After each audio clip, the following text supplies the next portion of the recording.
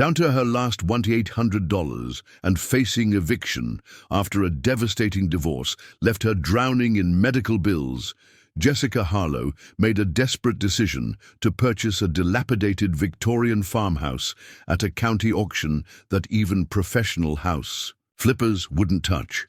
What she discovered hidden behind the crumbling plaster walls would not only transform her life forever, but would uncover evidence of one of the most notorious bank heists in American history, one that would bring FBI agents in dark suits knocking on her door before dawn. Before we jump back in, tell us where you're tuning in from, and if this story touches you, make sure you're subscribed, because tomorrow I've saved something extra special for you. The late afternoon sun cast long shadows across the eviction. Notice in Jessica's trembling hands. The bold red letters seemed to pulse against the white paper. Final notice, 7 days to vacate. She placed the document on her apartment's cramped kitchen counter, right next to the stack of unpaid medical bills and the framed photograph of her 10-year-old daughter, Lily, taken before the illness that had upended their lives. Jessica tucked a strand of auburn hair behind her ear and glanced at the digital clock on the microwave. 5:47 p.m.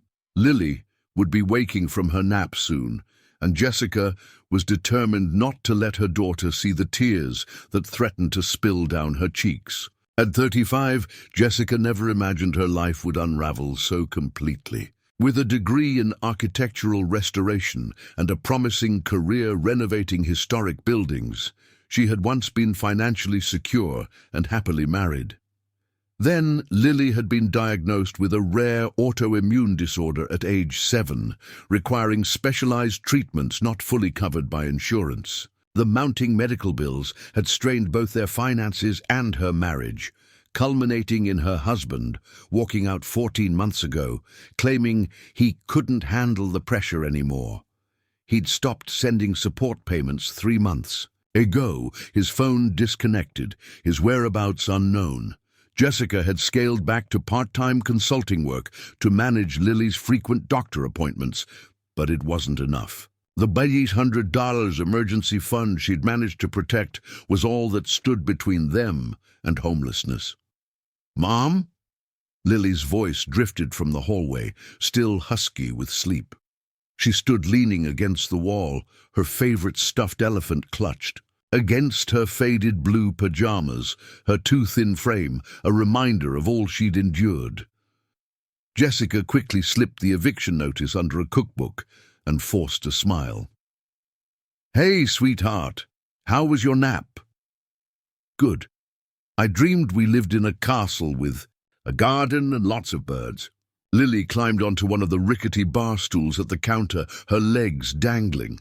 Despite everything, her eyes still held that spark of childhood imagination that Jessica fought so hard to preserve.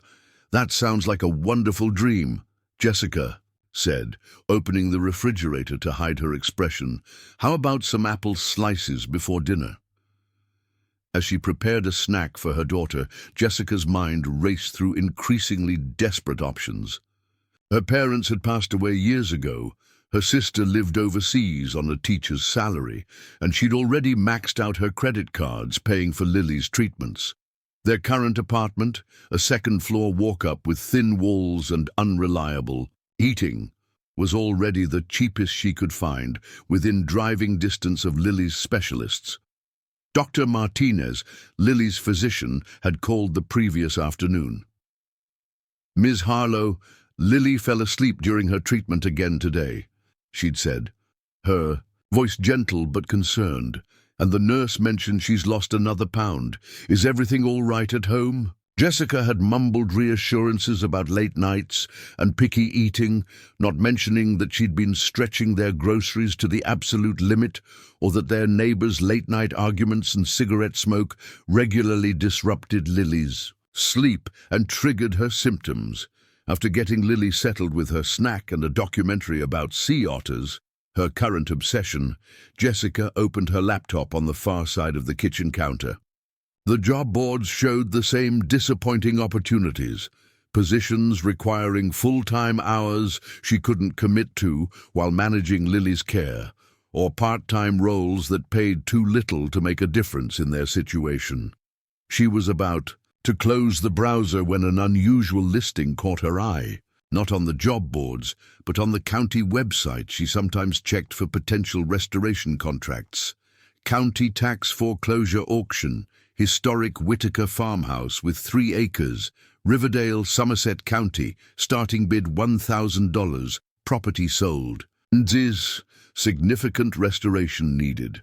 The listing included several photos of a once grand Victorian farmhouse with peeling white paint, sagging wraparound porch, and ornate but damaged gingerbread trim.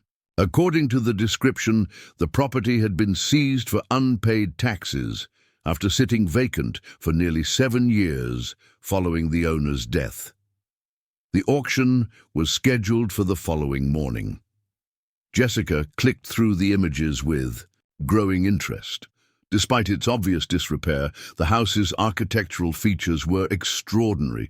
Original woodwork, bay windows, a distinctive turret, and what appeared to be period details largely intact beneath years of neglect. In her professional estimation, the bones of the house were sound, even if the cosmetic condition was disastrous. Riverdale was a small rural community about 35 minutes from their current apartment, still within manageable distance to Lily's. Doctors if they were careful with gas. Property that cheap would mean no mortgage, just property taxes she could hopefully manage with her consulting income once they were settled.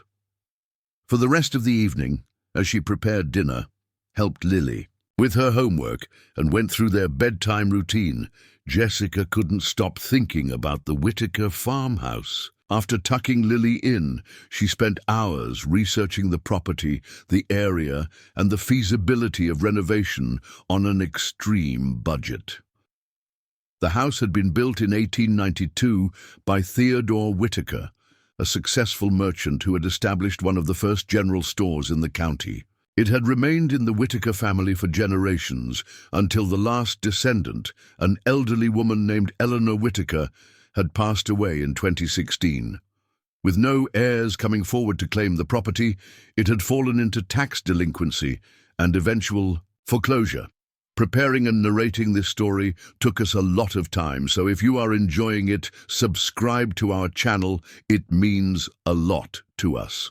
Now back to the story. Riverdale itself was a quiet agricultural community with clean air that might benefit Lily's health conditions. The local elementary school was small, but had resources for children with medical needs, and the property's 3 acres would provide space for Lily to play outdoors, something impossible in their current apartment.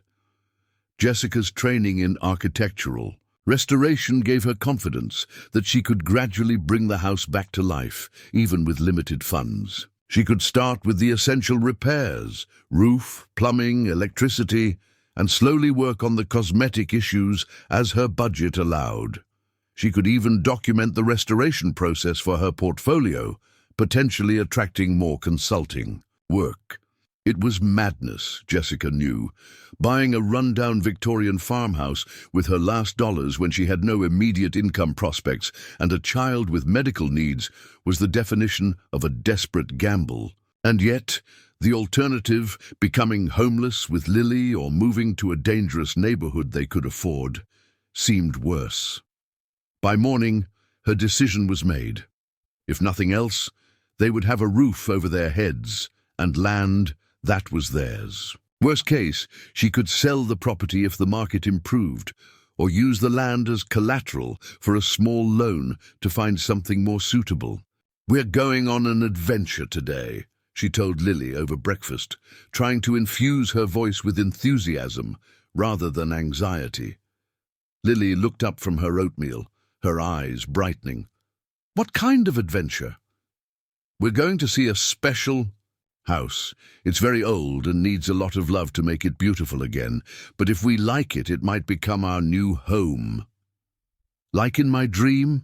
With a garden?" Jessica smiled, her daughter's innocence both heartbreaking and strengthening. It has land where we could make a garden, yes, but I want you to know it won't be fancy at first. It will take time to fix it up." "That's okay," Lily said with a shrug. "We can fix it together. I'm getting stronger every day." Fighting back. Tears. Jessica nodded. "Yes, we can. Now finish your breakfast while I pack a few things. We have an auction to attend." The county courthouse was an imposing limestone building in the center of downtown, its steps already crowded with people when Jessica and Lily arrived. Inside, the auction room was surprisingly full, but Jessica quickly realized most attendees were interested in commercial properties and prime residential lots closer to the city. When the auctioneer announced the Whitaker farmhouse, Jessica's heart pounded as she raised her bidding paddle, numbered 42. The starting bid was $1,000 as advertised. "We have $1,000 from bidder number 42, the auctioneer announced, his voice echoing in the high-ceilinged room. "Do I hear 100? Jessica held her breath, her palms sweating around the wooden paddle. She could go as high as $1,700, while still keeping enough for immediate supplies and Lily's next medication refill. But she hoped desperately it wouldn't come to that. The auctioneer scanned the room. A man in a suit glanced at the property details and shook his head slightly. Two women who had been actively bidding on other properties whispered to each other and remained still. "Going once, going twice." The auctioneer paused, his gavel raised. "Sold to bidder 42 for $1,000. A strange mixture of elation and terror washed over Jessica. She had just purchased a house, a dilapidated, possibly unsalvageable house, with almost every dollar to her name. As she signed the paperwork and transferred the funds, the county clerk, an older woman with silver-rimmed glasses and a kind face, gave her a curious look. "The Whitaker place, huh?" she said quietly, sliding the deed across the counter. "Haven't seen anyone interested in that old house in years." "It has potential," Jessica replied, trying to sound more confident than she felt. The clerk, her, Namitag read Mrs. Donahue, lowered her voice. "You know there's a reason nobody bid against you, right?" Jessica's stomach tightened. "What do you mean?" Mrs. Donahue glanced around, as if checking who might be listening. "That house has a strange history. The Whitakers were an odd bunch, especially old Eleanor, kept to herself for decades. Some say she was hiding something." She leaned even closer. "After she died, there were rumors about missing valuables, family secrets, strange men asking questions around town." Jessica felt a chill despite the warmth of the courthouse.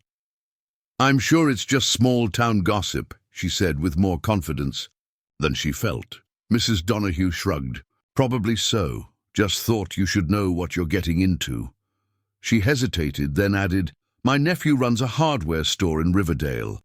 Tell him Aunt Margaret sent you and he'll give you the local discount. You're going to need it." Lily was practically bouncing when Jessica returned to the bench where she'd been waiting. "Did we get it? Is it our house now?" Jessica nodded, crouching down to her daughter's level. "Yes, it's ours, but remember what I said, it needs a lot of work. It won't be comfortable right away." "I don't care," Lily declared with the beautiful certainty of childhood. "It's our castle now." As they drove the 35 minutes to Riverdale, following the directions from the county information packet, Jessica tried to prepare both Lily and herself for what they would find. "The house has been empty for years, sweetheart. It will be dusty and maybe a little scary at first, but we'll clean it up together." "Can I pick my own bedroom?" Lily asked, looking out the window as suburban landscapes gradually gave way to rolling farmland. "Absolutely," Jessica promised, "once we make sure all the floors are safe." When they turned onto the long gravel driveway marked by a weathered wooden sign reading Whitaker, the reality of her purchase hit Jessica full force. The Victorian farmhouse stood on a gentle rise, framed against the afternoon sky, looking even more dilapidated than in the photos. What had once been gleaming white clapboard was now a weathered grey, with patches missing entirely. The wraparound porch sagged dangerously in several places, and ornate railings hung broken like missing teeth. Several windows were boarded up, while others had been broken by vandals or storms and left open to the elements. The once magnificent turret now listed slightly, its conical roof missing several decorative shingles. "It looks like a haunted house," Lily whispered, her eyes wide as Jessica parked their car beneath a large maple tree that had likely been planted when the house was new, over a century ago. "It just needs some love," Jessica replied, trying to ignore the sinking feeling in her stomach, "and it's ours."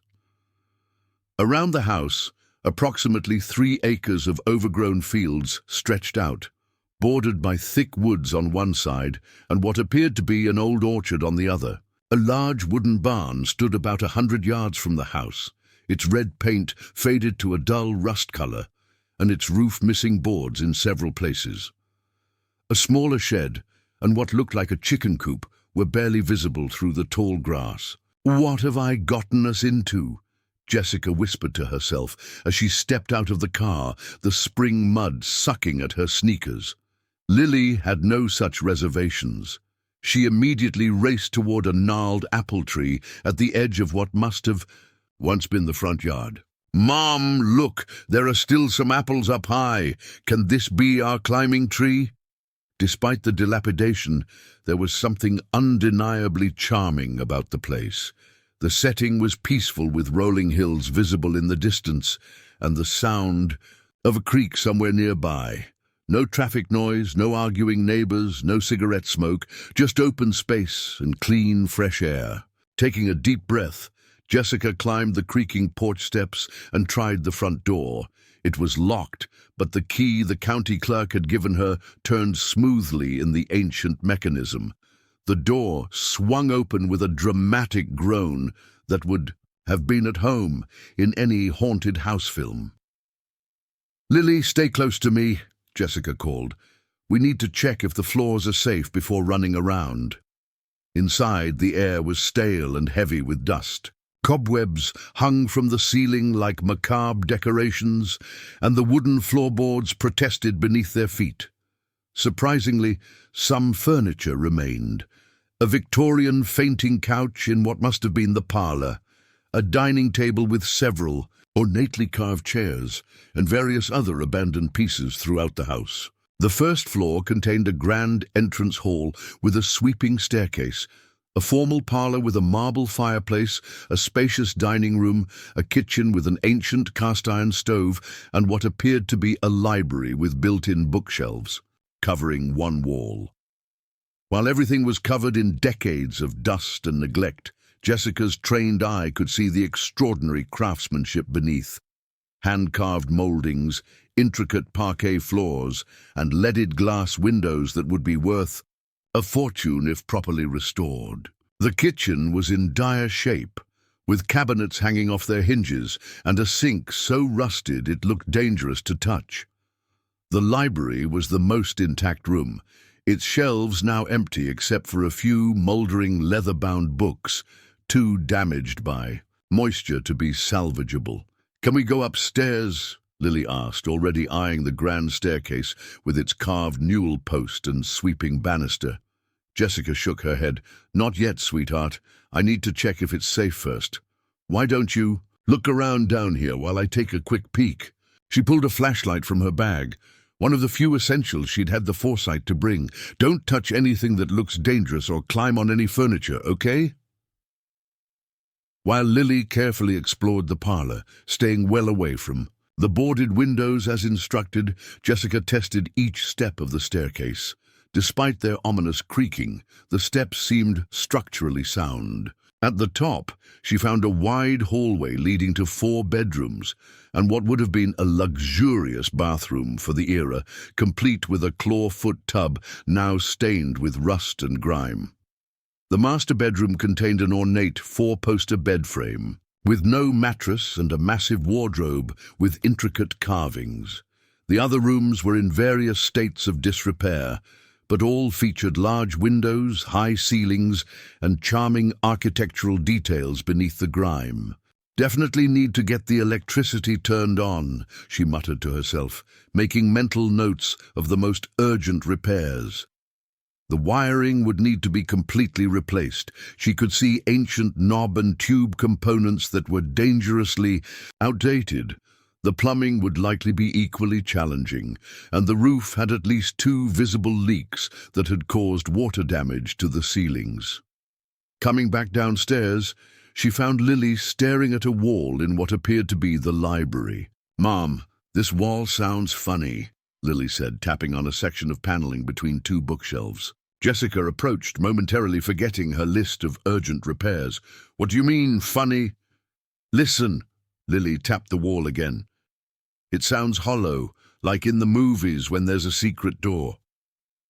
Jessica placed her palm against the wood. Paneling. It was beautifully crafted oak with intricate inlaid designs, the kind of craftsmanship that had drawn her to historical restoration in the first place. But when she knocked gently, the sound was indeed different from the surrounding wall, a distinct, hollow echo rather than the solid thud of plaster and lathe. "Good ear, Lily," she said, examining the paneling more closely. "This is called a wainscot panel. Sometimes in houses this old, they hide small storage spaces behind them." "Like a secret treasure room?" Lily's eyes widened with excitement.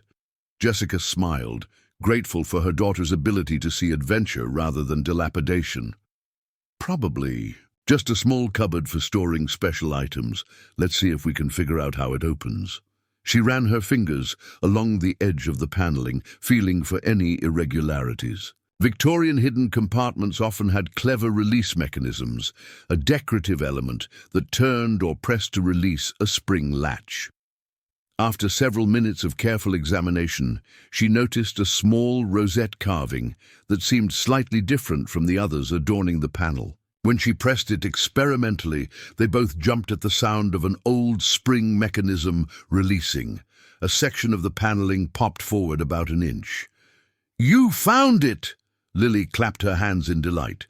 Jessica carefully pulled the panel open, revealing not the small cupboard she had expected, but a narrow doorway leading to what appeared to be a hidden room. The space beyond was dark, and she directed her flashlight inside, revealing a small chamber, perhaps 6 feet square, with a desk, a chair, and what looked like a large safe against the far wall. "Whoa," Lily whispered, "a real secret room." Jessica's restoration experience told her this wasn't a standard feature even in houses of this era. This had been purposefully and skillfully concealed, the work of someone who wanted to ensure the space remained undiscovered. "Stay here, Lily," she said, her voice more serious than she intended. "Let me check if it's safe." The hidden room was thick with dust, but otherwise well preserved, protected from the elements that had damaged much of the house. The desk was a beautiful roll-top, with numerous small drawers and cubbyholes. Several of the drawers stood partly open, as if someone had searched through them in a hurry. But it was the safe that captured Jessica's attention, a massive, old-fashioned model with an ornate dial and heavy handle. Unlike everything else in the room, the safe showed signs of someone attempting to open it by force. There were scrape marks around the dial and what looked like tool marks on the seam of the door, though these attempts had clearly been unsuccessful. As Jessica examined the safe more closely, her flashlight illuminated something tucked halfway beneath the desk, a small leather-bound book. Setting her flashlight on the desk to create ambient light, she carefully picked up the book and opened it. The pages contained handwritten entries in faded ink, dated from 1972 through 1978. The first entry she read made her blood run cold. September 17th, 1973, R says we must be more careful. The feds are looking into the Continental job. He thinks they suspect someone in Riverdale, but they can't know about our arrangement. The money is secure. No one will think to look in a spinster's farmhouse. Jessica flipped forward several Pages. December 4, 1974. R hasn't come for his share in months. The news says they've identified 2 of the men from the job. I'm keeping everything locked away. If they find it here, I'll claim my late brother left the safe and I never knew what was inside. With trembling hands, Jessica continued scanning. Entries, her mind racing. The Continental job. The dates matched the notorious Continental Bank heist of 1972, one of the largest bank robberies in American history, with over $2 million never recovered. She had seen a documentary about it just last year.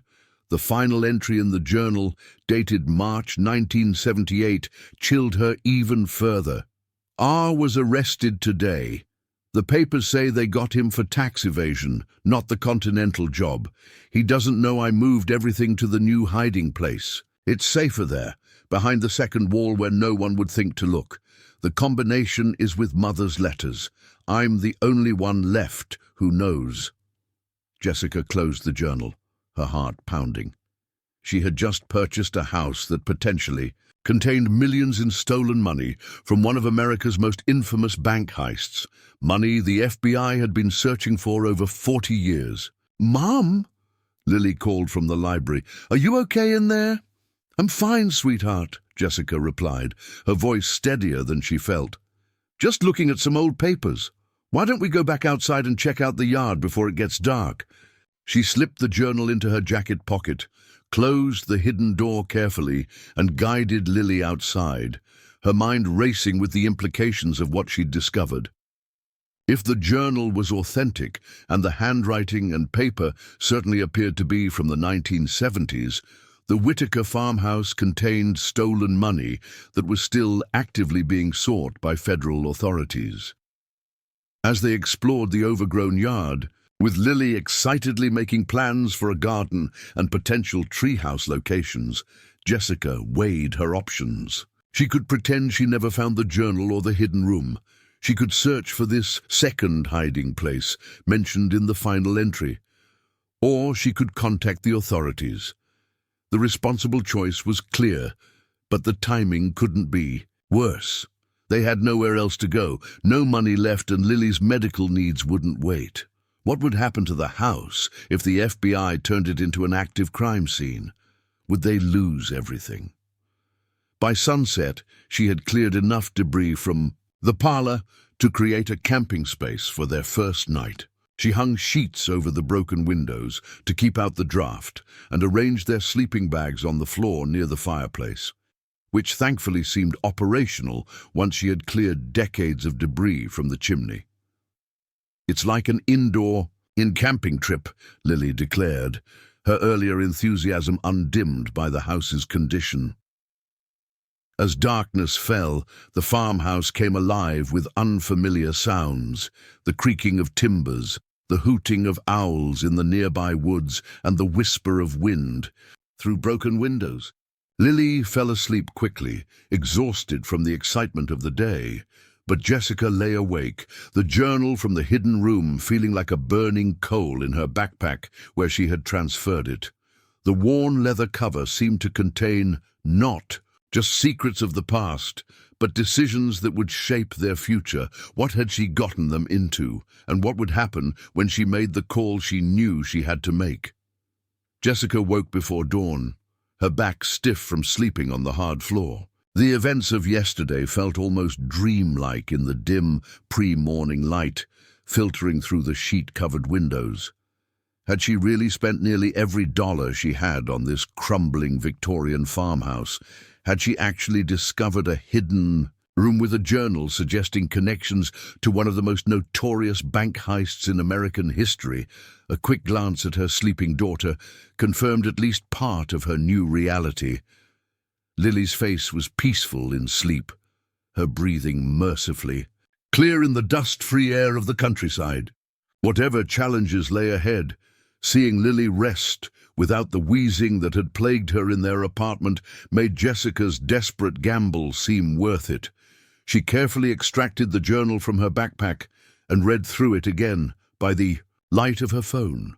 The entries left little room for doubt. Eleanor Whittaker, the last owner of this house, had been keeping a deadly secret. She had somehow been involved with the 1972 Continental Bank robbery that had netted over $3 million, much of which had never been recovered. The final entry mentioned a second hiding place and behind the second wall. Jessica's restoration experience told her there could be countless hiding spots in a house of this vintage. Victorian homes often featured false walls, hidden compartments, and concealed spaces, architectural curiosities that had once delighted her professionally but now filled her with apprehension. As the first true rays of sunlight began streaming through the windows, Jessica made her decision. She would contact the authorities, but first she needed to secure a few days of stability for Lily. After putting the journal away, she gently woke her daughter. "Good morning, sweetheart. How did you sleep in our new house?" Lily stretched and yawned, her eyes blinking open to take in their surroundings. "The floor was hard, but I didn't cough at all, Mom. Not even once." "That's wonderful," Jessica said, smoothing her daughter's hair. "Today, we need to get some supplies and start making this place livable. Think you can be my assistant?" Lily sat up eagerly, her previous exhaustion forgotten. "Can I be in charge of the garden planning?" "Absolutely, but first let's find some breakfast." They drove into the small town of Riverdale, which consisted of a main street with essential businesses, a grocery store, hardware store, small diner and various other storefronts, many with established dates from the late 1800s displayed proudly on their facades. At the hardware store, Harmon's, according to the weathered sign, Jessica introduced herself to the owner, a barrel-chested man with a salt and pepper beard who looked to be in his 50s.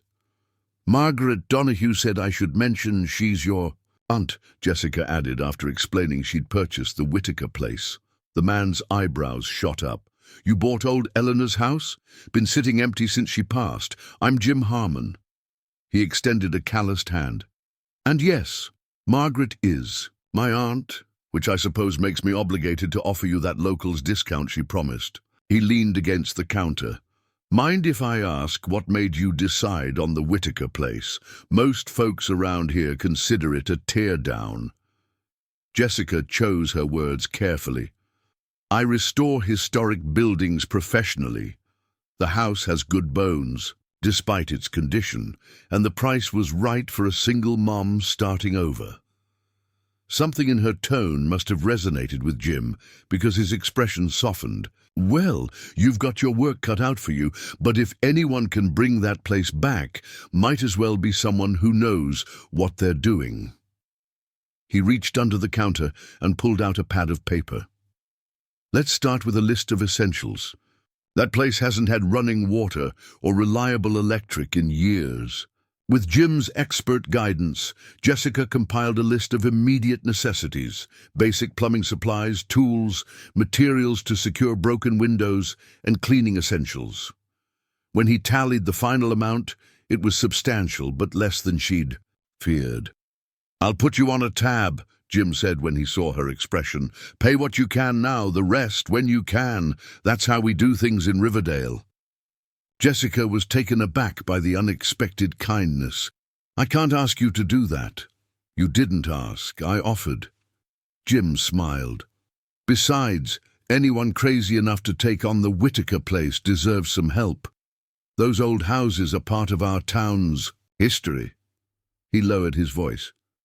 "Though you should know, folks around here have stories about that place.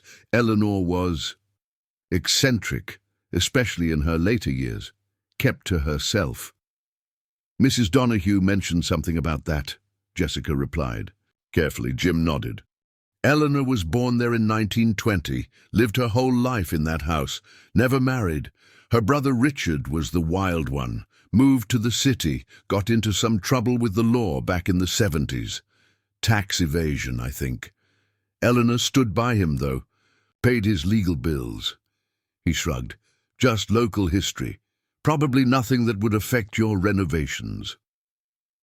After paying what she could afford for the supplies and arranging delivery for the heavier items, Jessica and Lily stopped at the Riverdale diner for breakfast. The small restaurant was busy with what appeared to be regular customers, conversations pausing momentarily when they entered, curious gazes taking in the newcomers. A waitress in her 60s with a name tag reading Betty approached their table with coffee and a warm smile. "You must be the folks who bought the Whitaker place. News travels fast around here," she explained when Jessica looked surprised. "What can I get you two this morning?" As they ate their breakfast, pancakes for Lily, eggs and toast for Jessica, Betty kept their coffee cup filled and gradually introduced them to several locals who stopped by their table. The postmaster, the town librarian, a retired teacher, each welcomed them to Riverdale with genuine warmth that contrasted sharply with the anonymous existence they'd led in the city. "The elementary school is just down the block," mentioned Mrs. Granger, the retired teacher. "Small classes, good teachers. Your daughter would do well there. And we have a community garden behind the library," added Mr. Peterson, who apparently ran the town's small history museum. "Always room for new members if you're interested." By the time they finished breakfast, Jessica felt a complicated mixture of emotions. The warmth of the community made their desperate purchase seem less foolish, but the journal hidden in her bag weighed heavily on her conscience. These kind people had no idea she'd discovered evidence of a decades-old crime in their midst, one that would inevitably bring federal authorities to their quiet town. Back at the farmhouse, they began the monumental task of cleaning. Jessica started with the parlor and kitchen, areas they would need immediately, while Lily took responsibility for sweeping the extensive wraparound porch, a task that would keep her safely occupied outside, while Jessica could think. As she scrubbed decades of grime from the kitchen, Jessica's mind raced. The responsible course of action was clear: contact the FBI about the journal. But timing was crucial. If authorities descended on the property immediately, where would she and Lily go? They had nowhere else, no funds for even a cheap motel, and Lily needed stability. Perhaps she could negotiate, turn over the journal, but ask for a few days to secure alternative housing. But what if they suspected her of searching for the missing money herself? The situation seemed impossible. By mid-afternoon, the hardware store delivery arrived. Basic supplies, tools, sheets of plywood for covering broken windows, and cleaning materials. With these essentials, Jessica could at least make a portion of the house weather-tight and functional. As she signed for the delivery, her phone rang, an unknown local number. "Hello? Ms. Harlow, this is Dr. Samuel Webb from Riverdale Medical Clinic. Your daughter's physician, Dr. Martinez, forwarded Lily's records to us this morning. I understand you've just moved to our community." Jessica's throat tightened. In the chaos of the move and discovery, she'd forgotten that Lily's monthly treatment was due in just 3 days. "Yes, that's right. We just arrived yesterday. Dr. Martinez mentioned Lily shouldn't miss her scheduled treatment. We have an opening this Friday, if that works for you." "Friday would be perfect, thank you." Jessica hesitated. "About the payment." "Dr. Martinez explained your insurance situation," Dr. Webb said kindly. "We have a sliding scale program for families in transition. Let's get Lily's treatment taken care of first, and we can discuss payment options afterward." After ending the call, Jessica leaned against the porch, railing, overcome. The kindness of strangers, Jim at the hardware store, Betty at the diner, now Dr. Webb, stood in stark contrast to the coldness of the city they'd left behind. It felt like the universe was offering a lifeline, even as the journal's secrets threatened to pull it away. By sunset, they had accomplished more than Jessica had thought possible. The parlor and kitchen were clean enough to be functional. Several broken windows were now secured with plywood. The electricity had been turned on after an emergency visit from the local utility company, revealing that while outdated, the home's wiring was in better condition than she'd feared in many areas. As they ate a simple dinner of sandwiches in their newly cleaned kitchen, Lily looked happier than she had in months. "Mum, I found a bird's nest on the porch roof," she reported excitedly. "And Mr. Harmon's son is coming tomorrow to help fix the big window in the library. He says I can help if I want to." Jessica smiled, though her thoughts kept returning to the hidden room and its secrets. "That's wonderful, sweetie. You're making friends already." "Do you think we can stay here forever?" Lily asked, her voice suddenly smaller. "I like it here. People are nice, and I can breathe better." The question pierced Jessica's heart. "I hope so, sweetie. I'm going to do everything I can to make this our home."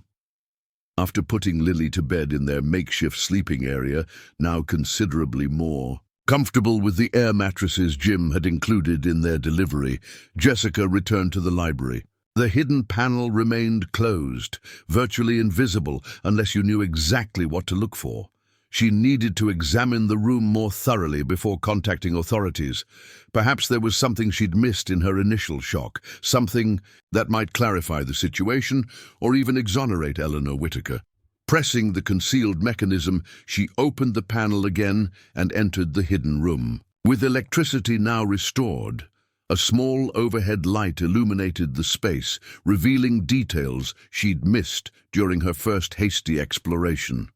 The roll-top desk contained numerous compartments, most empty, but a few still holding old receipts, newspaper clippings, and business correspondence. Nothing immediately incriminating, but the organization suggested someone accustomed to keeping meticulous records. The safe remained imposing and apparently untouched since Eleanor's death. Jessica examined it more carefully now. A Mosler brand, likely dating from the 1940s or 50s. The dial showed signs of someone attempting to manipulate it, but the safe itself remained secure. The final journal entry mentioned mother's letters containing the combination. Jessica began a more thorough search of the desk drawers, the small bookshelf in the corner, even checking beneath the desk and behind the paintings on the walls. In the bottom drawer of the desk, she discovered a false bottom, a common feature in furniture of this era.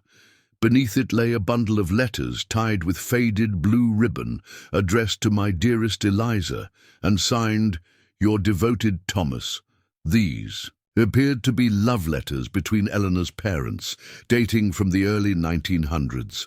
Jessica carefully untied the ribbon and began examining the letters one by one. In the third envelope, she found something unexpected.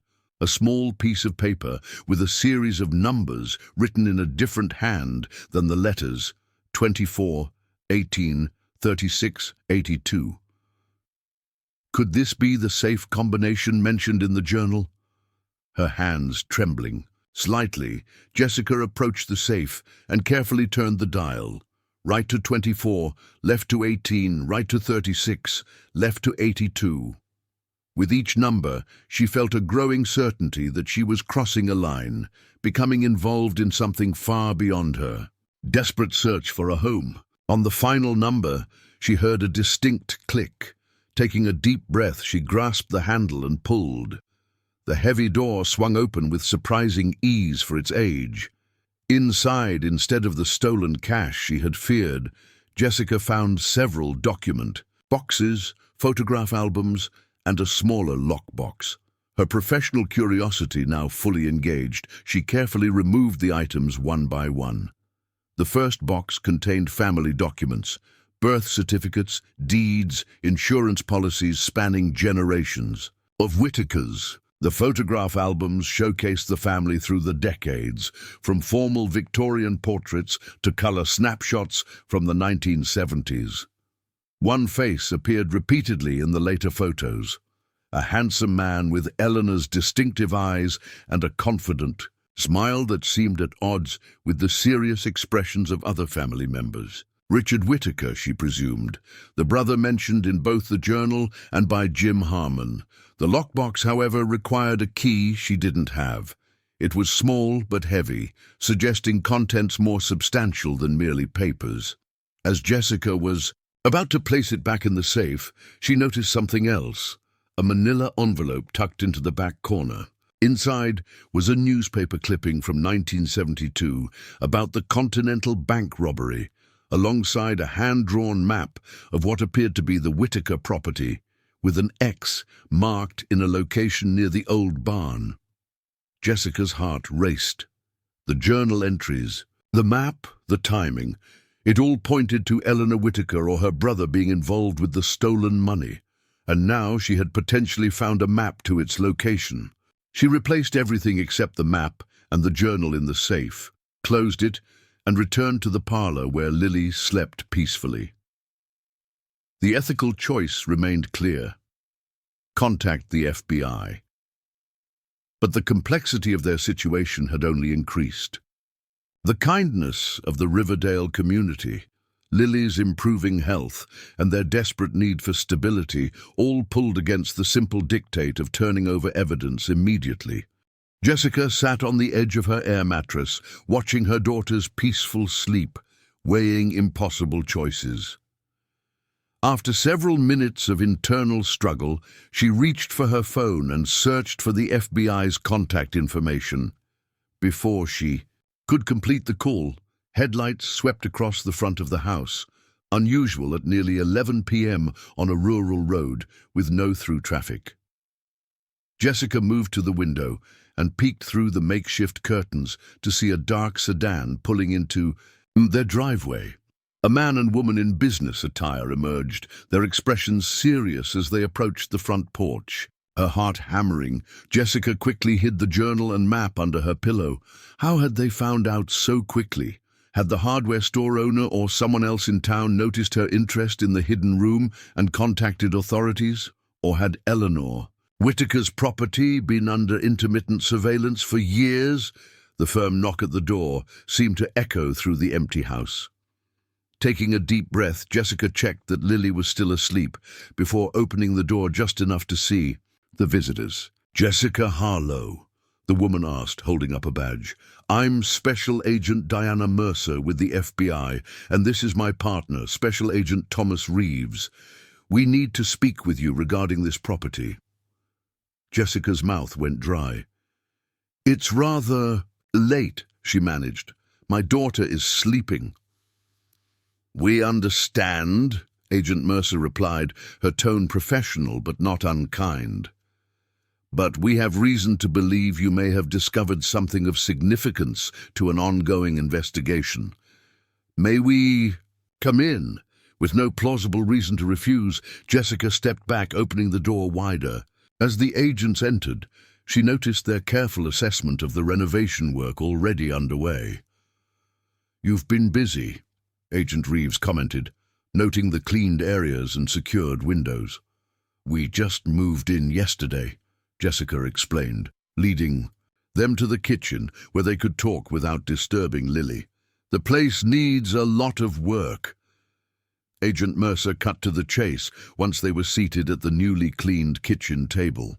"Miss Harlow, we have information suggesting this property may be connected to the 1972 Continental Bank robbery, specifically that Eleanor Whittaker may have hidden proceeds from that robbery somewhere on these grounds." "I just bought this place at a tax auction," Jessica said carefully. "I don't know anything about the previous owner or any robbery." Agent Reeves leaned forward slightly. "The timing of your purchase is interesting. The Whittaker property has been available for years with no takers. Suddenly, you buy it, and within 24 hours, one of our long-dormant monitoring systems registers activity in a part of the house that most people wouldn't know exists." Jessica's breath caught. They had been monitoring the hidden room all along. "We don't believe you're involved with the original crime," Agent Mercer added, perhaps noting Jessica's distress. "But we do need to know if you've discovered anything unusual on the property, particularly in the library area." The moment of decision had arrived sooner than Jessica had anticipated. The journal and map were feet away, hidden under her pillow. The agents already knew about the hidden room. Continuing to deny knowledge would only make her appear complicit. "I found a hidden room yesterday," she admitted. "Behind a panel in the library. There's an old safe inside, and I found a journal that mentions the Continental Bank robbery." Agent Mercer and Reeves exchanged glances. "Did you open the safe?" Reeves asked. Jessica hesitated only briefly. "Yes, earlier tonight. It contained family documents, photos, and a map that seems to mark a location on the property." "We'll need to see these items," Mercer said, her tone making it clear this wasn't a request. "Of course," Jessica replied, rising from the table. "But before I show you, I need to know what this means for my daughter and me. This is our home now, the only one we have. My daughter has medical needs and we literally have nowhere else to go." The desperation in her voice must have registered with the agents. Mercer's expression softened slightly.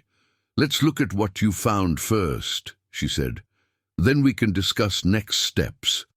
Jessica led the FBI agents to the hidden room, grateful that Lily remained asleep despite the late-night visitors. As they entered the library, she noticed Agent Mercer studying the architectural details with unexpected appreciation. "Victorian craftsmanship at its finest," Mercer commented, running her fingers along the intricate woodwork. "You don't see this quality in modern construction." "That's what attracted me to restoration work," Jessica replied, surprised by the agent's interest. "These old houses tell stories through their design elements. Some stories more interesting than others," Agent Reeves said pointedly. "The panel mechanism?" Jessica pressed the concealed rosette, revealing the hidden doorway. The agents' reactions were less dramatic than she had expected, further confirmation they had known about this room all along. Inside, Jessica retrieved the journal from under her pillow and handed it to Agent Mercer, along with the property map she'd found in the safe. She then demonstrated the combination, opening the safe to reveal the remaining contents. "The lockbox is still secured," she explained, pointing to the small metal container. "I don't have the key." Agent Reeves carefully examined the journal while Mercer photographed the safe's contents and the map. Their methodical efficiency suggested years of experience with evidence collection. "You've been remarkably forthcoming, Ms. Harlow," Mercer said, placing the journal in an evidence bag. "Many people would have been tempted to search for the money themselves." "I'm a single mother trying to rebuild our lives," Jessica replied, her exhaustion suddenly overwhelming. "The last thing I need is to get involved with stolen money or federal investigations." Reeves nodded thoughtfully. "Tell us exactly how you discovered this room." Jessica explained the sequence of events, Lily noticing the hollow sound in the wall, finding the journal, deciphering the safe combination from Eleanor's mother's letters. The agents listened attentively, occasionally exchanging glances that suggested silent communication born of long partnership. "What happens now?" Jessica asked when she had finished her account. "Will we need to leave the house?" Agent Mercer closed her notebook. "Not immediately. The investigation will focus primarily on the barn area indicated on the map. We'll need access to the property for several days, possibly weeks, but you can continue your renovation work on the house itself." Relief washed over Jessica. "Thank you. I know I should have called you immediately, but you're a mother with no options trying to protect your child," Mercer finished for her. "We understand the position you were in, Ms. Harlow. That said," Reeves added, his tone firmer, "we need your complete cooperation. No exploration of the barn or the area marked on the map. No discussions with locals about what you found or our presence here." "Of course," Jessica agreed readily. "The last thing I want is to interfere with your investigation." After securing the evidence and getting Jessica's signature on several forms, the agents prepared to leave. At the front door, Agent Mercer paused.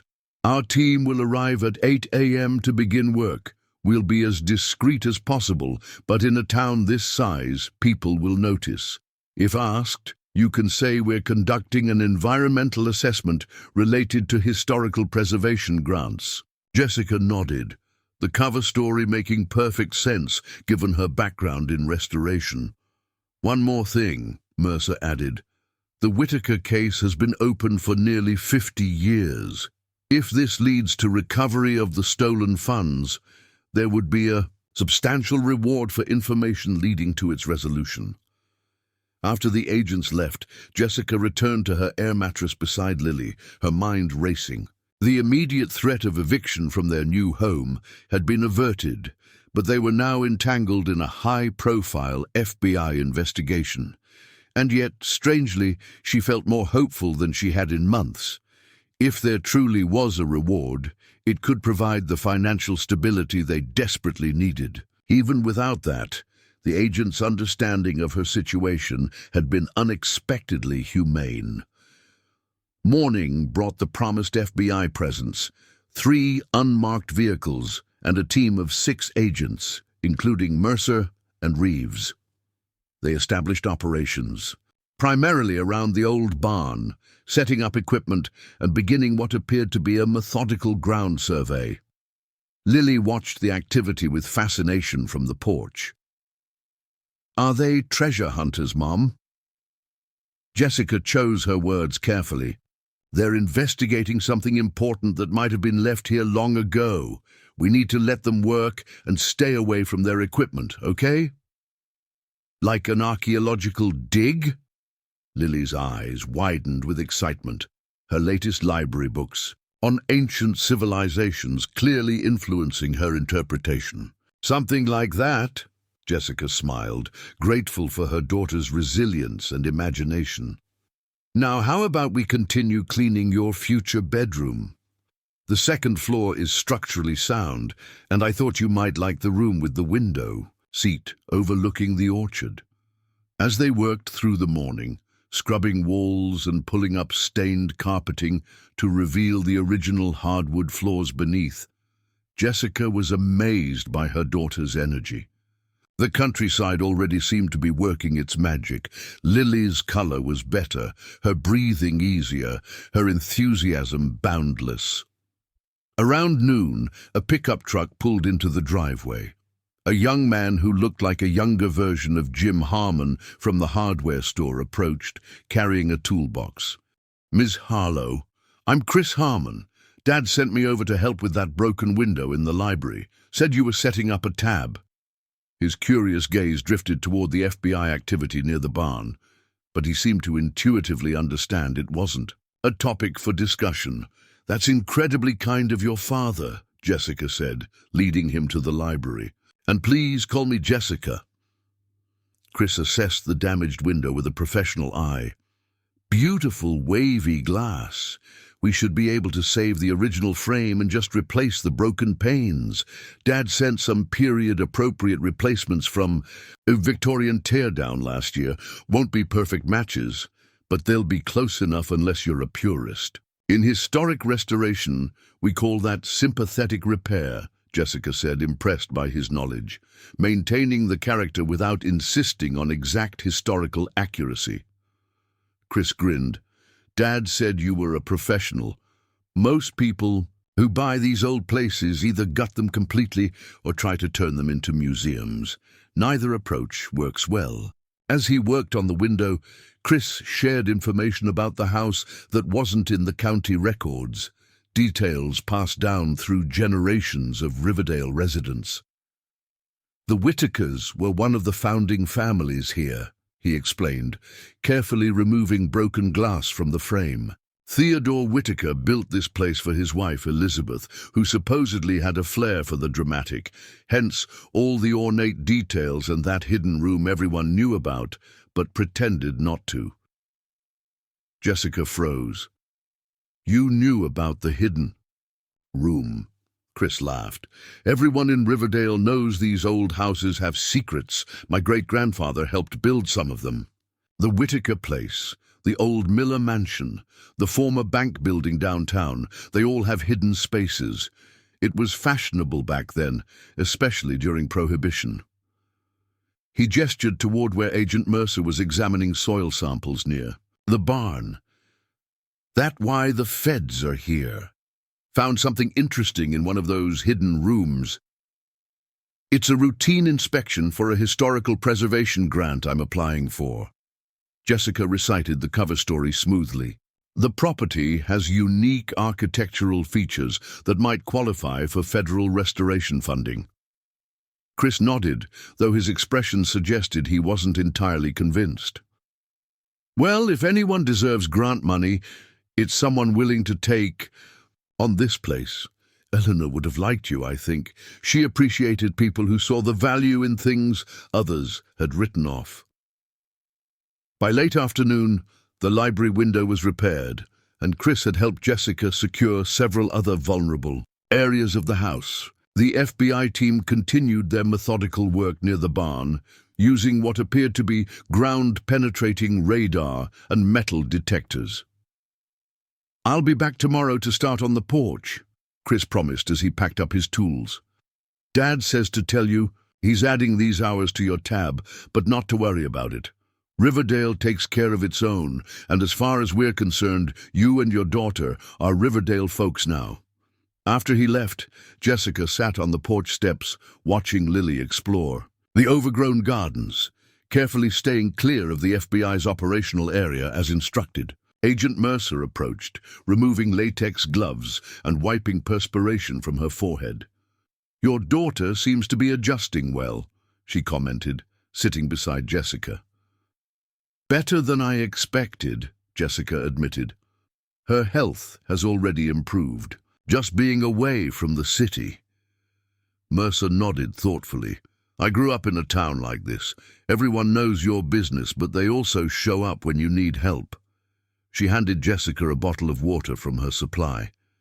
We've found something interesting by the barn.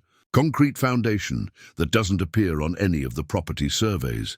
Recent too, probably poured in the early 1970s. The Continental Bank robbery was in 1972, Jessica recalled. December 18th, Mercer confirmed. 3 million taken, less than a third recovered. 5 perpetrators identified, but only 4 ever caught. She studied Jessica's face. Richard Whitaker, Eleanor's brother, was arrested for tax evasion in 1978, but we always suspected he was connected to the Continental job.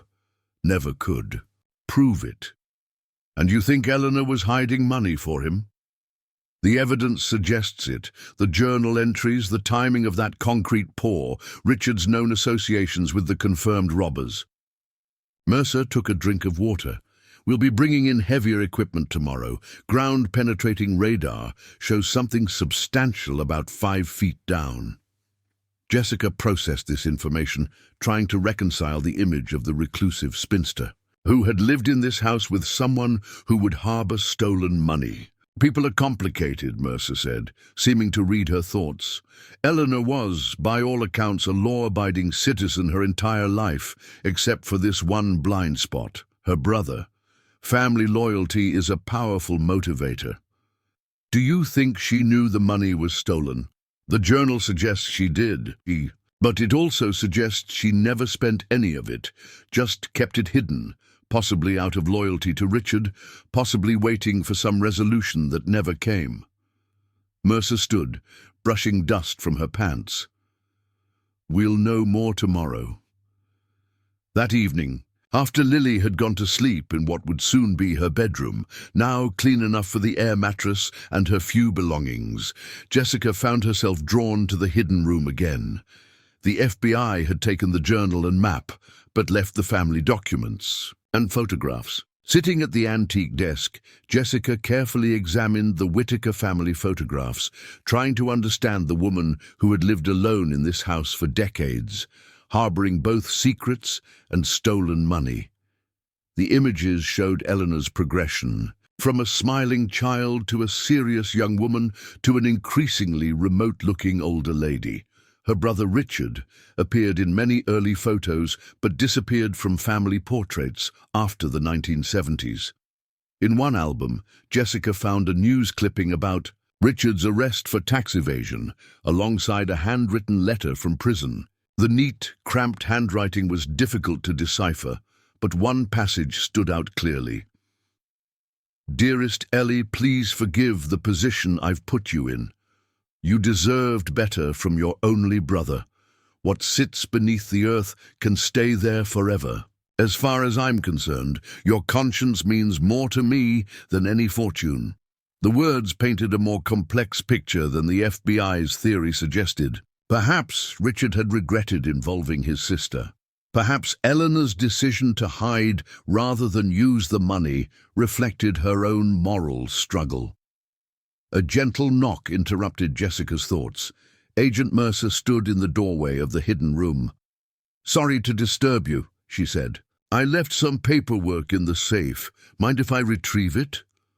"Of course not." Jessica moved aside, aware she was technically in an active crime scene. "I was just looking at the family photographs, trying to understand Eleanor Whitaker better." Mercer collected her paperwork, then paused to look at the album Jessica had been examining. Family histories are fascinating, aren't they? All the untold stories, the secret struggles. I keep thinking about Eleanor, living here alone all those years, with all that money hidden on her property, never spending it. Jessica closed the album carefully. "It seems so sad." "Or principled, depending on your perspective," Mercer suggested. "She wouldn't benefit from her brother's crime, but she also wouldn't betray him." She handed Jessica a business card. "If you find anything else of interest in the family records, call me directly. Sometimes the smallest details matter in cases like this." The next morning brought increased activity as the FBI team, now expanded to 8 agents, began excavation near the barn. A small backhoe carefully removed layers of soil under the watchful eyes of Agents Mercer and Reeves. Jessica kept Lily occupied inside the house, not wanting her daughter too close to the heavy equipment.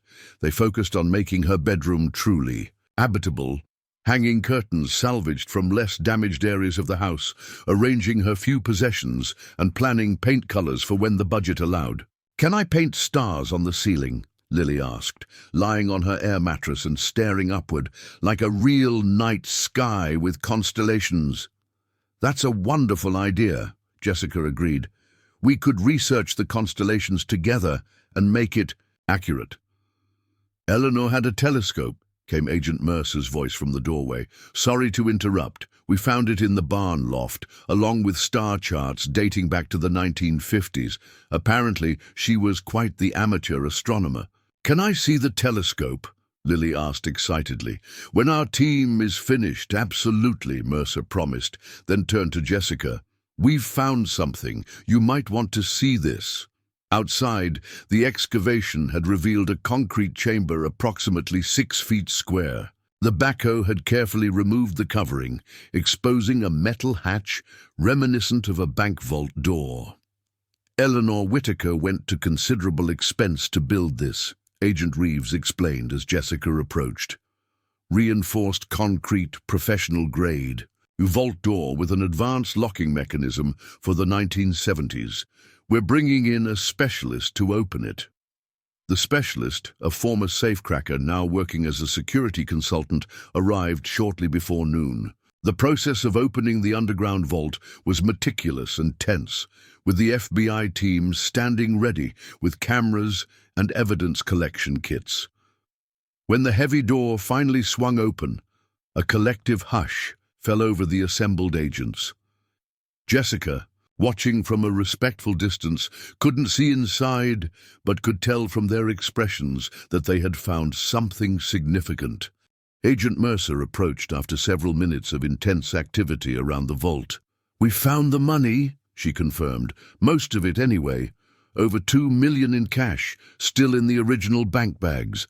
After 50 years, the Continental Bank case is finally closed." "What happens now?" Jessica asked, her thoughts immediately going to what this meant for their tenuous living situation. Now we process one of the longest outstanding bank robbery cases in FBI history, Mercer replied. And you, Ms. Harlow, become eligible for the standing reward offered by the bank's insurance company, 10% of any recovered funds. Jessica stared at her, uncomprehending for a moment. 10%? That would be over $200,000, Mercer confirmed. Your cooperation brought this case to resolution. The reward is well deserved. The implications washed over Jessica like a wave. $200,000 would secure their future, allow for proper renovation of the house, cover Lily's medical expenses, provide the stability they so desperately needed. There's something else, Mercer added, holding out an envelope yellowed with age. This was in the vault, addressed to the finder. Our team has already examined it for evidence, but we thought you should see it. With trembling hands, Jessica opened the envelope and unfolded a letter written in the same neat handwriting she had seen in Eleanor's journal.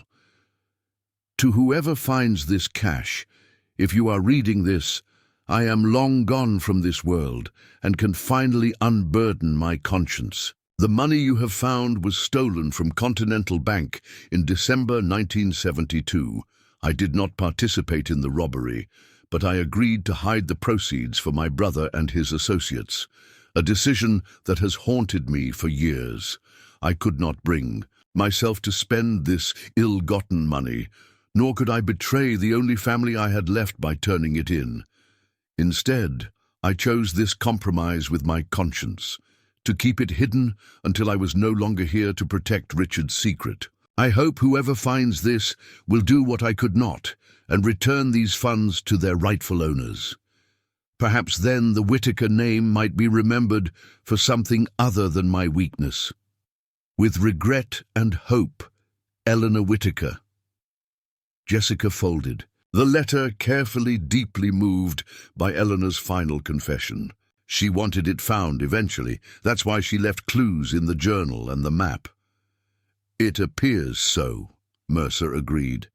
A way to right the wrong without directly betraying her brother.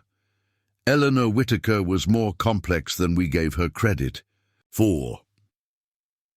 As the FBI team continued their work, Chris Harmon arrived with supplies for the porch repair. His eyes widened at the scene.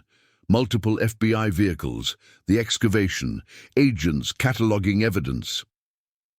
Some historical preservation grant, he commented to Jessica with a raised eyebrow, but his tone remained good-natured. Dad said there were stories about old Eleanor and her brother, but nobody in town ever thought they were true. The house itself is still worth preserving, Jessica said. That part wasn't a lie. Chris surveyed the sagging porch with professional interest. Well, this grand old lady deserves someone who appreciates her, and from what I've seen, that's definitely you. He set down his toolbox. So, where do we start? For the next several hours, as the FBI team worked to document and remove the long-hidden cash, Jessica and Chris began the process of stabilizing the porch. The physical labor provided a welcome distraction from the surreal situation, and Chris's expertise proved invaluable. The supporting beams are actually in decent shape, he noted, examining the understructure. It's mainly the floorboards and railings that need replacement. With the right materials, we could have this porch stable by the end of the week. I may be able to afford those materials sooner than I thought, Jessica said, unable to keep the hope from her voice. By late afternoon, the FBI had secured the recovered money and began dismantling their equipment. Agent Mercer approached Jessica as she and Chris were measuring lumber for replacement porch railings. We'll be wrapping up here today, Mercer explained. There will be paperwork, of course, statements to finalize, forms for the reward claim, but essentially, this phase of the investigation is complete. Thank you for being so understanding about our situation, Jessica said sincerely. Mercer smiled. Contrary to what TV shows might suggest, we're not in the business of making people homeless, especially single mothers trying to do the right thing. She nodded toward the house. This place has quite a history. I'm glad it's found someone who will honor that while giving it a new chapter. As the FBI vehicles departed one by one, Jessica sat on the porch steps, watching Lily explore the newly accessible barn with its treasure trove of antique farm implements, vintage furniture, and Eleanor's telescope, which the FBI had cleared. For their use, Chris finished securing the last temporary support for the porch and sat beside her. So, now that the historical preservation assessment is complete, what's next for the Whitaker place? Or I guess it's the Harlow place now. Jessica gazed at the house, still dilapidated, still daunting, but now filled with unexpected promise. Now we restore it, room by room, honor its past while making it a home for our future. Ambitious project, Chris commented, but from what I've seen, you're not one to back down from a challenge. Jessica thought about the journey that had brought them here, the desperation, the leap of faith, the startling discovery, and now the unexpected reward. Sometimes rock bottom became a foundation to build upon, rather than a place to remain trapped. Life has a strange way of working out, she replied, watching as Lily emerged from the barn carrying a rusty weather vane shaped like a crescent moon. 3 days ago, I thought we had lost everything. Now I'm beginning to think we've found exactly where we belong. As the sun began to set behind the old orchard, casting long shadows across what was now their property, Jessica felt something she hadn't experienced in years, genuine hope untempered by fear. Whatever challenges lay ahead in restoring this grand old home, they would face them with a secure foundation, both financially and spiritually. Eleanor Whitaker's moral compromise had, through a twist of fate and time, become Jessica and Lily's second chance. It seemed only fitting that they would honor that unexpected gift by bringing life and light back to the house that had sheltered Eleanor's secrets for so many years. 6 months later, the Whitaker Harlow house, as locals had taken to calling it, stood transformed against the backdrop of autumn foliage. The once peeling white paint had been refreshed, the sagging porch rebuilt with careful attention to its original Victorian detailing, and the broken windows replaced with period-appropriate glass. While much work remained, the house had evolved, from a crumbling relic to a home in progress, much like Jessica and Lily's lives. The reward money had arrived 3 months after the FBI's discovery, changing everything while changing nothing. Jessica had approached the windfall with the same careful planning she applied to the house restoration, allocating funds strategically. A portion for immediate home repairs, another for Lily's medical trust, and the remainder for long-term security and ongoing renovation costs. On this crisp October Saturday, Jessica stood on the rebuilt porch, coffee mug in hand, watching a team of workers installing a new slate roof, the most significant structural upgrade yet. The original slate had been beyond salvage, but Jessica had sourced reclaimed materials from a demolished 1890s church 2 counties over, maintaining historical accuracy while improving the home's weather resistance. The north side should be finished by sundown, called Chris Harmon from atop a ladder. In the months since their first meeting, he had become not just a trusted contractor but a friend, his knowledge of historical construction techniques proving invaluable. Weather's holding, so we're making good progress. It looks beautiful, Jessica called back, exactly right for the house. Inside, the transformation was equally remarkable. The parlor, now serving as a comfortable living room, featured restored hardwood floors, repaired plaster walls, and furniture that balanced historical character with modern comfort. The kitchen had been updated with new appliances that somehow didn't look out of place alongside the restored original cabinetry and a farmhouse sink Jessica had discovered in the barn. The library, Jessica's favorite room, remained largely unchanged structurally, though now thoroughly cleaned and furnished with comfortable reading chairs. The hidden room had been preserved as a historical feature, converted into a small home office where Jessica managed her growing restoration consulting business. Word of her work on the Whitaker place had spread through architectural preservation circles, bringing requests for her expertise on other historical properties. What had begun as necessity had evolved into opportunity. Her skills now in demand precisely because she lived what she consulted on, understanding both the practical and aesthetic challenges of historical restoration. A car pulled into the driveway, Dr. Samuel Webb arriving for his monthly checkup of Lily, an arrangement that saved them trips to the clinic and had become something of a social visit as well. "The roof is looking spectacular," he commented as Jessica welcomed him inside. "Victorian Eastlake style, isn't it?"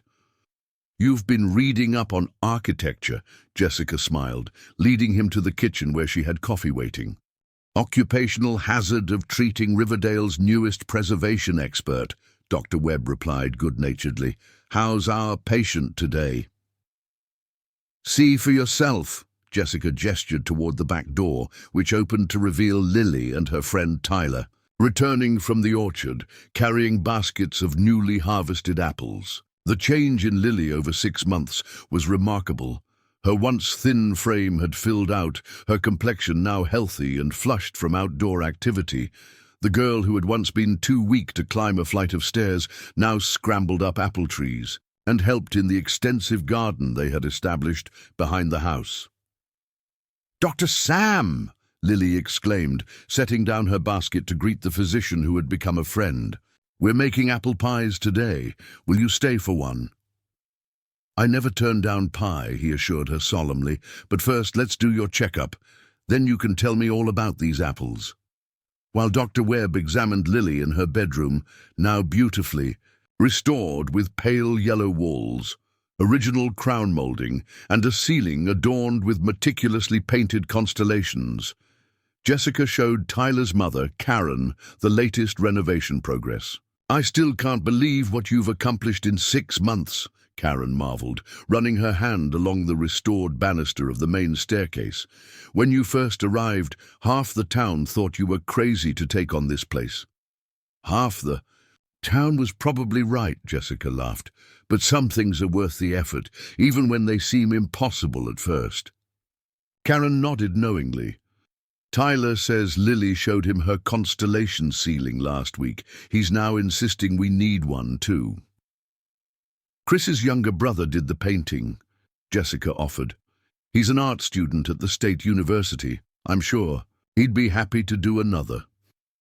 Their conversation was interrupted by Dr. Webb's descent down the stairs, medical bag in hand and a smile on his face. "Well?"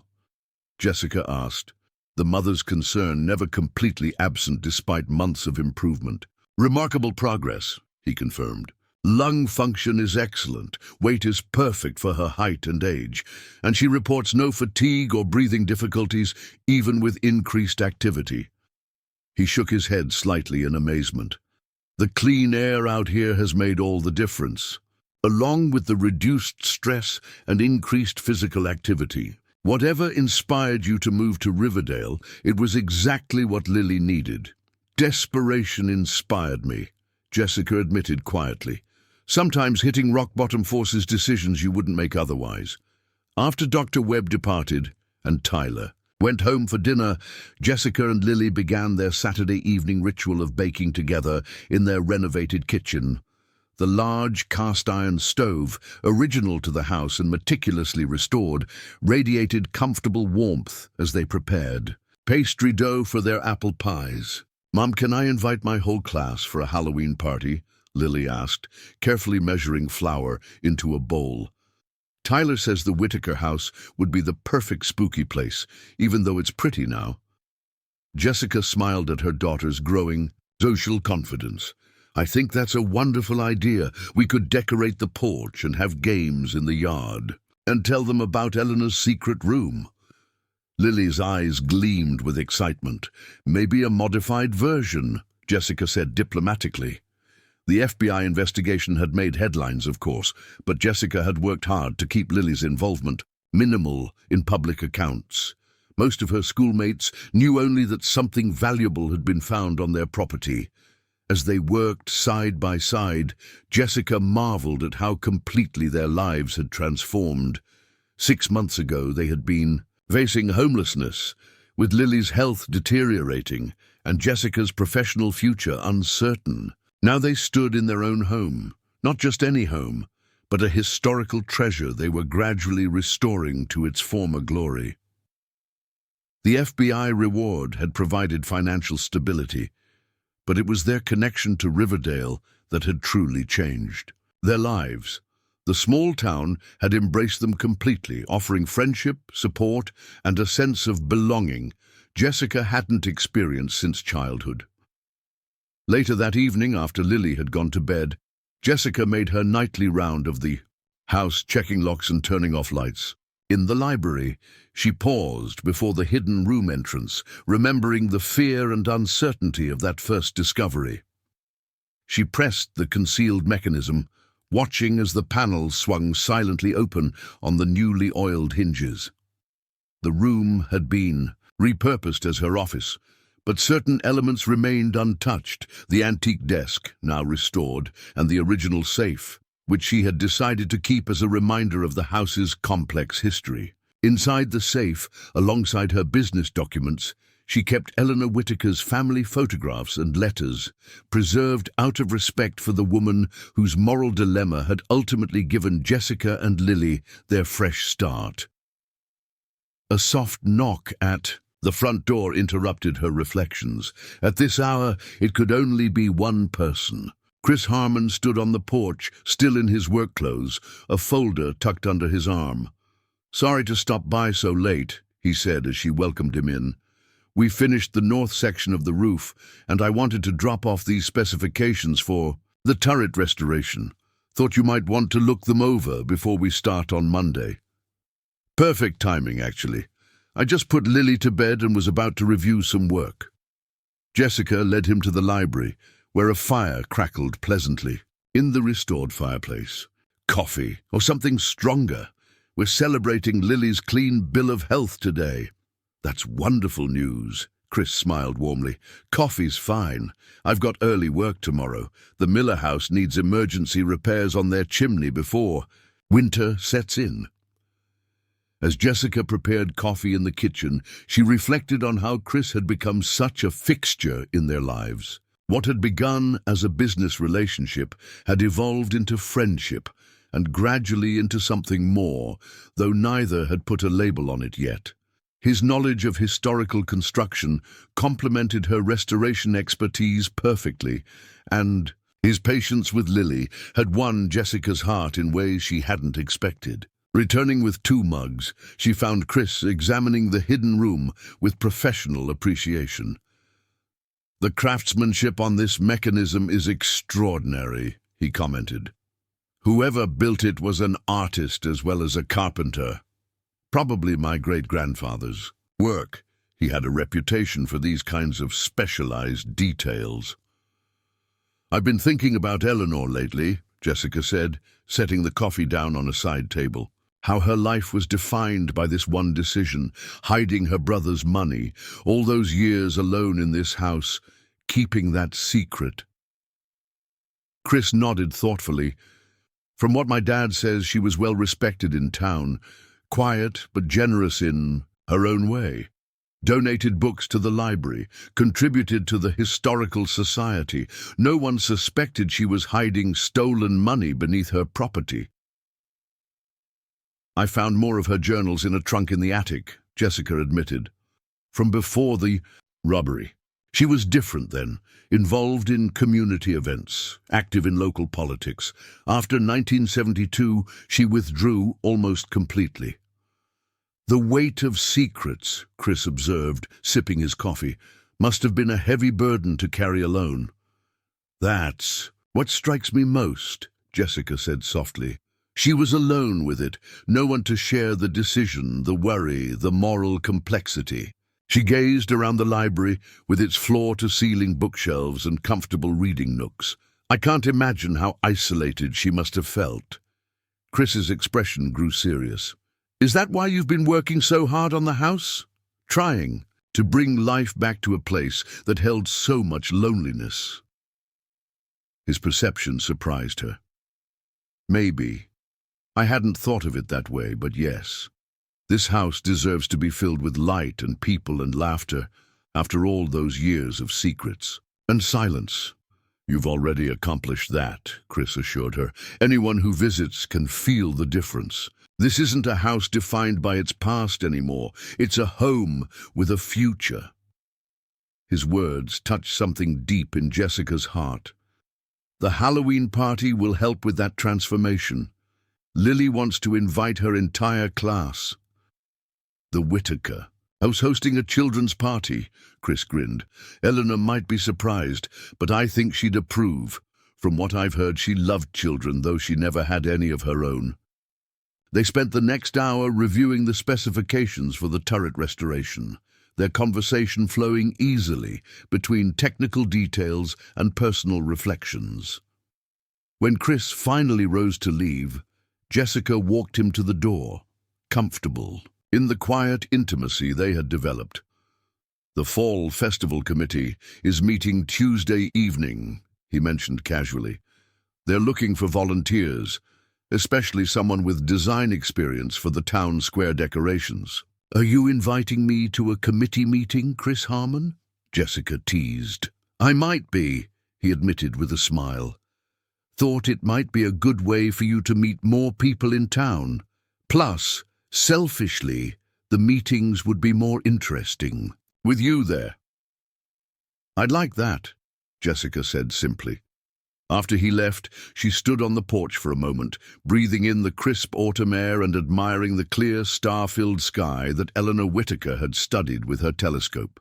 6 months ago, Jessica would never have imagined this life.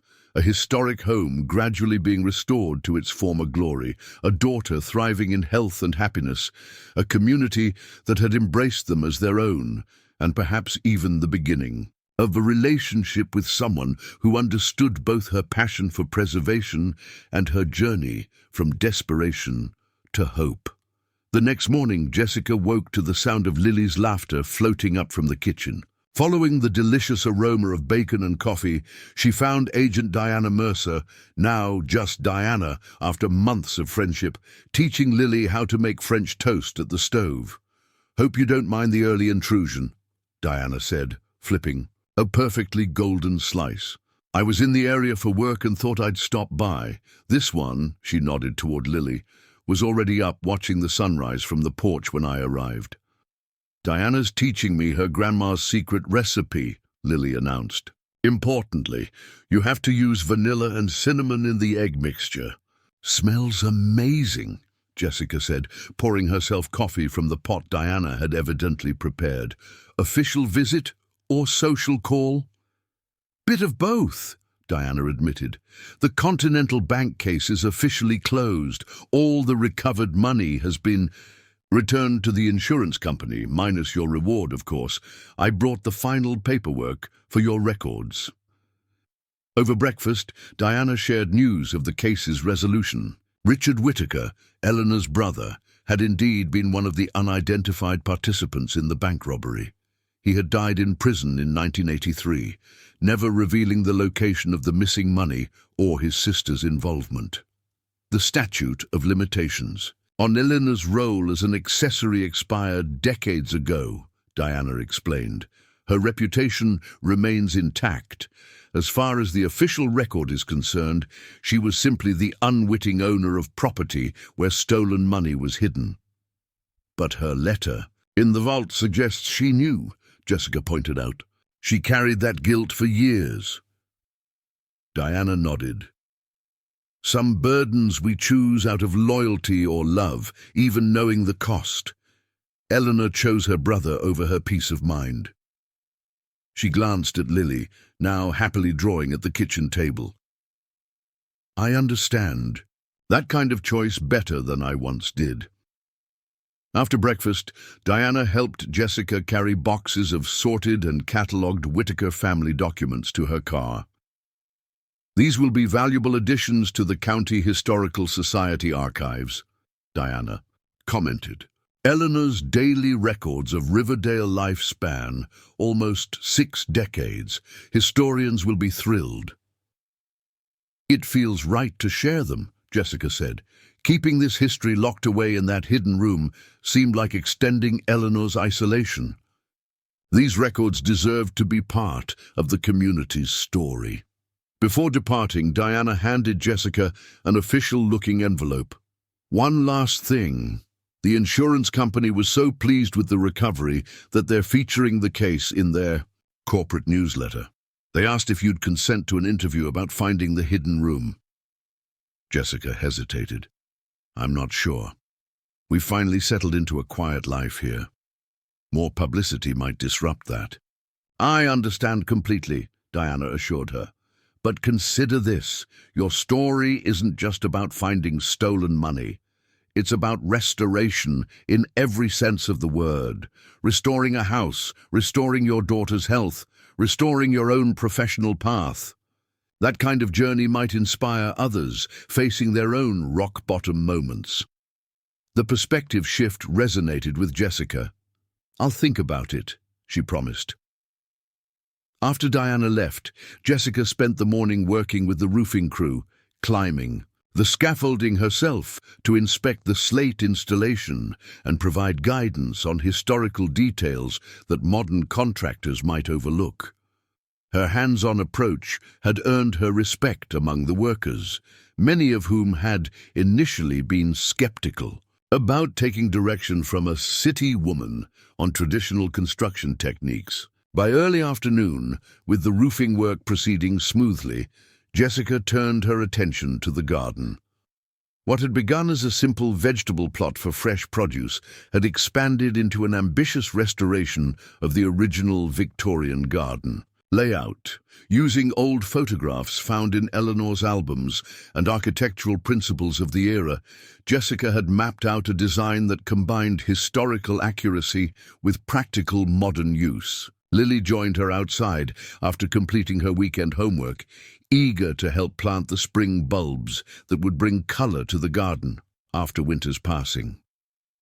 "Mom, look what I found when I was cleaning out the dresser in my room," Lily said, holding out a small, tarnished silver locket. It was stuck in the back of the bottom drawer. Jessica carefully opened the delicate locket to reveal 2 tiny photographs, a young Eleanor Whittaker and a handsome young man in what appeared to be a World War II uniform. I wonder who he was, Jessica mused. None of the family records mentioned Eleanor being engaged or in a relationship.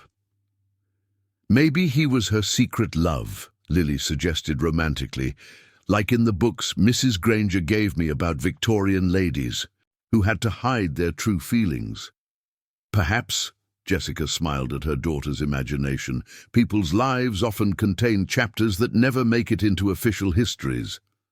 As they worked together, planting tulip and daffodil bulbs along the restored garden pathways, Jessica thought about Eleanor's hidden chapter, the secret she had carried for decades out of loyalty to her brother. What other untold stories might be embedded in the very walls and grounds of this property? Late afternoon brought an unexpected visitor, Mr. Peterson from the town's historical society, arriving with barely contained excitement. "Jessica, you won't believe what we found in the county archives," he exclaimed, carefully removing a large envelope from his leather satchel. "We were cataloguing materials from the 1940s and discovered these." Inside the envelope were architectural drawings of the Whittaker house, dated 1943, showing detailed plans for the original construction along with subsequent modifications. "These are extraordinary," Jessica breathed, carefully examining the yellowed pages. "Look at these details of the turret construction. This will make the restoration so much more accurate." "That's not all," Mr. Peterson continued, his eyes twinkling behind wire-rimmed glasses. We also found Eleanor Whittaker's application to the Historical Registry from 1968. She was trying to get the house designated as a historical landmark, but the process was never completed. She wanted to preserve the house, Jessica realized, to ensure it would be protected even after she was gone. Exactly, and with your restoration work, we could reactivate that application. The Whittaker Harlow house could receive official historical designation, which comes with tax benefits and potential grant opportunities. The possibility thrilled Jessica professionally and practically. Historical designation would not only validate her restoration efforts, but also provide additional resources for the extensive work still needed. There's one more thing, Mr. Peterson added, retrieving another document from his satchel. We found Eleanor's unfinished memoir. She was apparently working on it in the years before her death. I thought you might want to read it before we add it to the official archives. That evening, after Lily had gone to bed, Jessica sat in the library with Eleanor's memoir, feeling a profound connection to the woman who had lived alone in this house for so many years. The manuscript was incomplete, ending abruptly in 1980, but it painted a vivid picture of a life defined by choices both regretted and affirmed. One passage particularly moved Jessica. People will remember the Whittaker name for my brothers. Crimes, not for our family's century of contributions to this town. This house stands as the last testament to what the Whittaker name once meant. I remain its caretaker, though the joy I once took in its grandeur has been shadowed by the secret it now holds. I pray that someday someone will see beyond its faded glory and restore both the house and the Whittaker legacy to what they should have been. Jessica closed the manuscript, deeply touched by Eleanor's words. Without realizing it, she had been fulfilling the older woman's final wish, not just restoring the physical structure, but reclaiming the Whittaker legacy from the shadow of Richard's crimes. A soft knock at the library door roused her from these reflections. Lily stood there in her pajamas, a troubled expression on her face. "Can't sleep, sweetheart?" Jessica asked, setting aside the manuscript. Lily shook her head, coming to sit beside her mother on the comfortable window seat that overlooked the moonlit garden. "I had a dream about Eleanor. She was sitting in this room all alone, writing in her journal. She seemed so sad." Jessica put her arm around her daughter's shoulders. Eleanor had a complicated life. She made some difficult choices that left her isolated. But she loved this house, didn't she? "Very much," Jessica confirmed. "She wanted it to be preserved and honored, even after she was gone."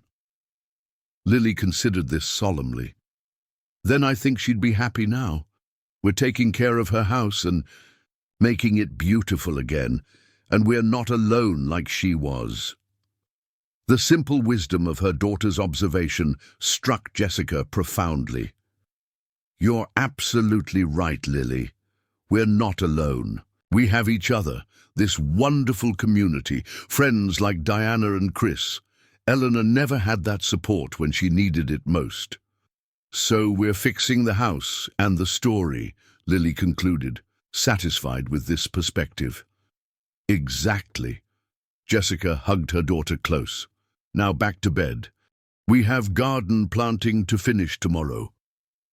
After tucking Lily in again, Jessica returned to the library, drawn to the hidden room that had changed their lives so dramatically.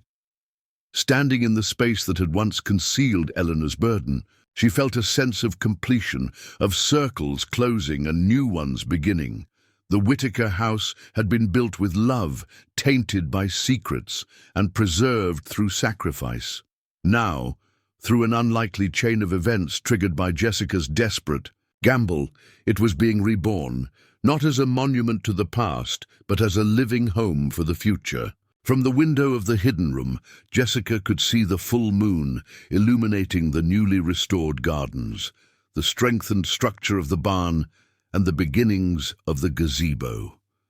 Chris was building where the concrete vault had once been buried. Where secrets had been hidden, there would now be a place for gathering and celebration. Tomorrow would bring more work: turret repairs, garden planting, preparations for Lily's Halloween party, committee meetings for the fall festival.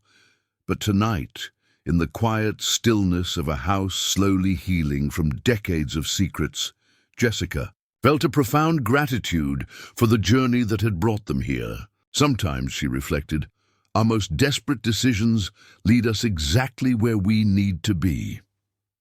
Her last dollar gamble on a forgotten Victorian farmhouse had seemed like rock bottom at the time. Instead, it had become the foundation upon which she and Lily were building a future neither could have imagined 6 months ago, a future of security, community, purpose, and perhaps even love.